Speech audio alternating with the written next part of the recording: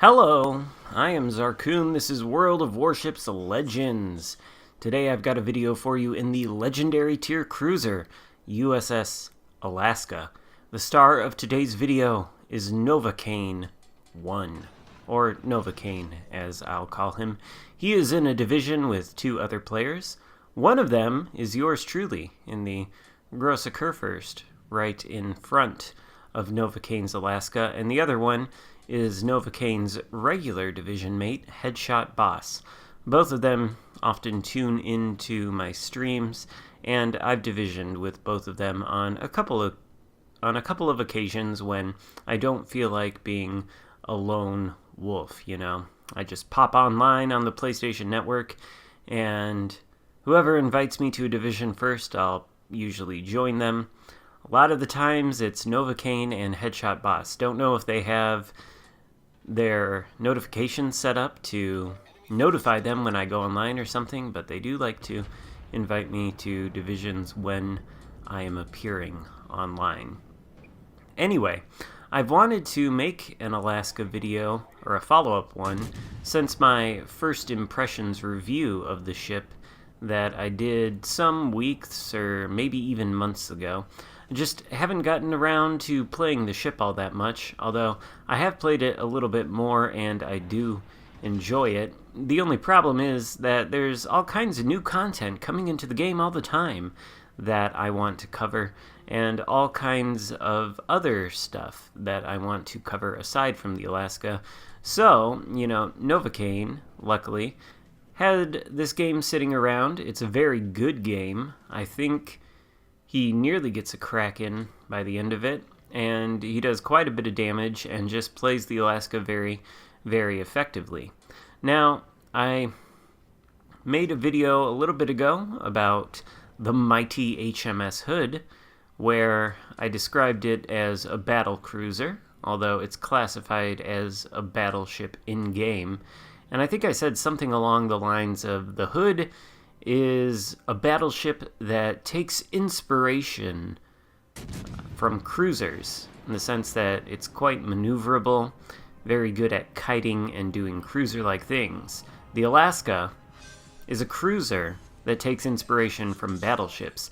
There we see Novocaine delete a Japanese cruiser showing broadside several kilometers out there. I think it was a Mogami.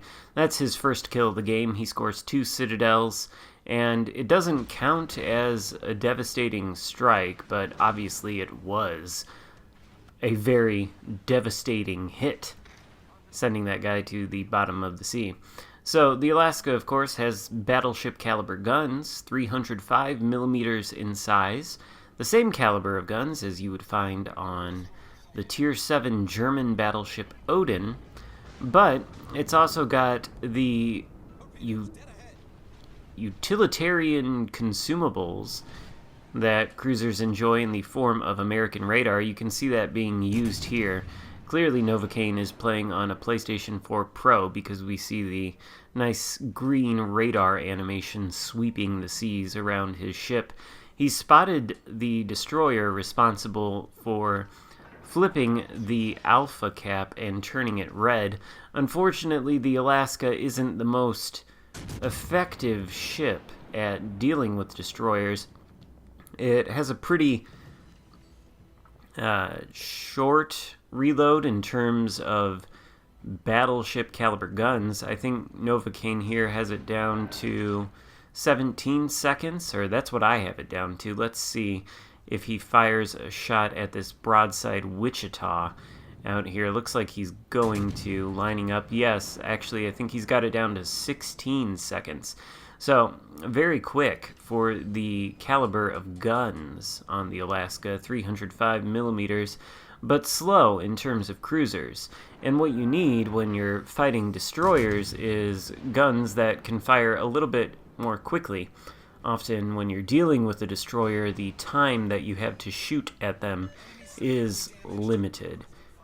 However, against other cruisers, as you can see, the Alaska is quite effective.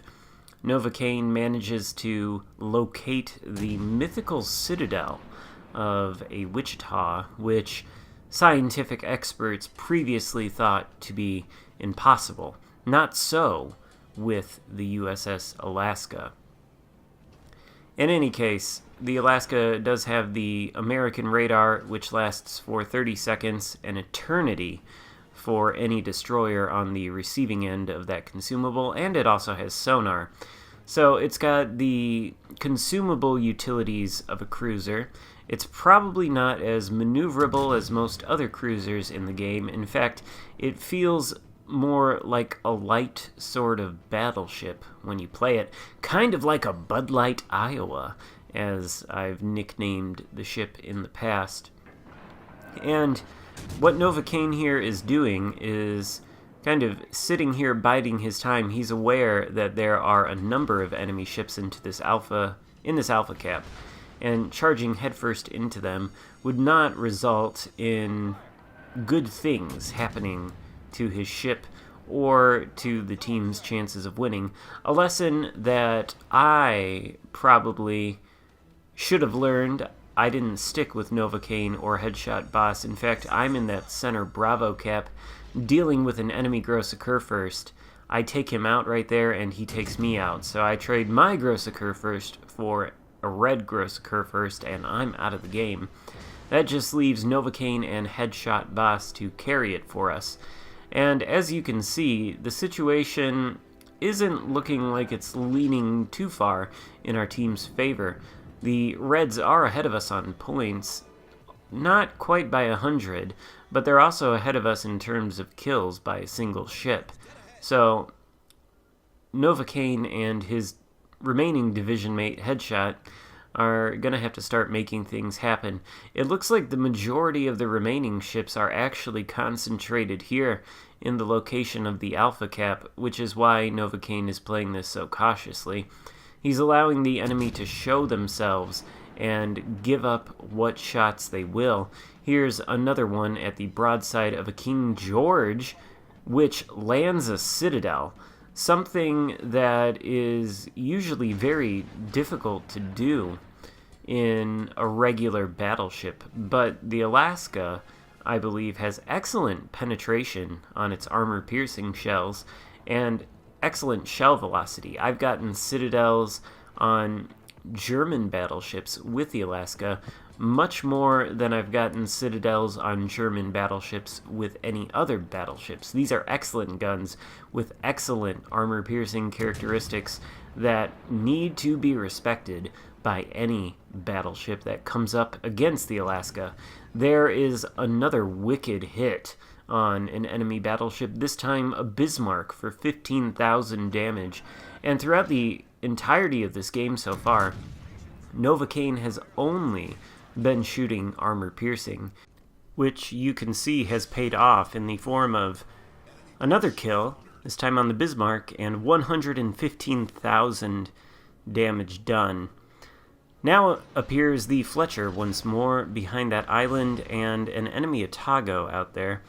I think Novocaine briefly switched to the high explosive to deal with the Fletcher, but he's switching back to the armor-piercing to deal with the Atago because the Fletcher doesn't look like he's inclined to poke around that island and expose his ships to the guns of an Alaska. And that is, again, a little bit of the problem with dealing with enemy destroyers is the time it takes for the shells to reload. So the Alaska is very good at spotting them with the radar, and as we can see, the radar is once again available for Novocaine to use, but he's not using it right now. Of course, the Fletcher is spotted by the enemy Roma that is pushing up on this Atago and Fletcher. So Novocaine holding on to that radar consumable in case the Fletcher smokes up. That way he can see him. Fletcher has no hit points left, so it really doesn't matter what kind of shells Novocaine is going to shoot at him. He unleashes a salvo, but the friendly Roma takes out the Fletcher before the salvo lands. So once the guns are reloaded again, we'll have a broadside Atago to shoot at. Not sure exactly what's going through this Atago's mind. This is not how I would necessarily recommend playing that particular cruiser. And yeah, you know, that's what happens. A Citadel and Novocaine's third kill of the game. That just leaves 3 remaining enemy ships versus 4 friendly ones. and the point situation now is in the blue team's favor. Unfortunately, 2 out of 3, or at least 2 out of 3 of these remaining ships are Yamatos. Now, the Alaska is a very heavily armored cruiser. It does have 32 millimeters of armor plating on the bow, which means that the bow is capable of shattering or bouncing battleship caliber AP from 16-inch guns. The Yamato, though, as we all know, has 18-inch guns, and its armor-piercing shells are capable of overmatching 32 millimeters of bow armor, so it'll be very difficult for Novocaine to angle against these 2 legendary Yamato battleships. He is going to kite away now, and for the first time in earnest, he has switched to the high explosive. So we'll get an idea of what that does. The first salvo, upon landing on the enemy Yamato, starts 2 fires, which that player promptly extinguishes. So Novocaine's got the armor piercing loaded. He takes another hit from, I think, probably the other Yamato out there. It disables one of his turrets, which is unfortunate. Unleashes the armor piercing at the Yamato. Results aren't great, of course, since the ship is angled, so he's switching back to the high explosive, and that's what he is going to remain on.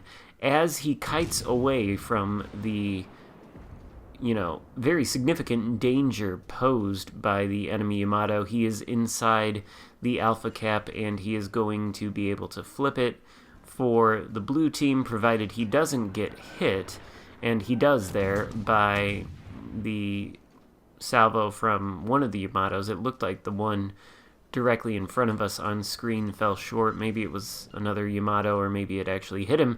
In any case, with that salvo and another fire, Novocaine earns the Confederate medal. He's up to 145,000 damage done, and 3 seconds away from securing this cap, which he does just before the shells from the Yamato land, and shells from the other Yamato land and hit him in the broadside. He's lucky to not be dead right now, only losing a turret, and he's down to 4,367 hit points, so he's got to play things very cautiously here. His division mate, Headshot, I believe, is engaging the Yamato from another angle, so Novocaine is just providing support in the form of the high explosive spam. Together, he and his remaining teammates have whittled that Yamato down to nothing, and that Yamato is going to sink very quickly, which is a good thing since it increases the blue team's points lead, and now it is 3 remaining enemy ships versus a single enemy Yamato with less than 2 minutes left to go in the game. So this one's pretty much wrapped up unless that Yamato is able to take out all 3 of the remaining blue ships here. This is going to be a win for Novocaine's team and my team since I was on it. Novocaine is posted up behind an island. He's enjoying the benefit of his teammates spotting that Yamato, so he can land some salvos on the enemy battleship unspotted. Unfortunately, the Yamato does take down the friendly Roma, which just leaves Novocaine and Headshot as the last remaining team members of the blue team. So they need to take care not to die here, and they'll have this win wrapped up. The clock has now ticked down to under 1 minute, and at this point, Novocaine is just farming damage on this Yamato up to 180k with a couple fires burning, so the damage is going to continue to tick up. In any case, nice sort of static gameplay in the Alaska, very cautious, very much parking in one place and holding down a flank, stopping a number of ships from pushing south through the Alpha Cap to get around and get some flanking shots potentially on the blue ships that were on the other side of the map, and, dealing quite a bit of damage in the process. There, Novocaine's fire takes down the enemy Yamato and ends the game in a victory for the blue team. So, pretty nice game. 206,000 damage done. Top of the leaderboard with 3,200 base XP and 4 kills. Excellent result. Hope you enjoyed it. If so, give it a thumbs up and consider subscribing if you haven't already done that. Thank you so much for watching. I'll see you next time. Goodbye.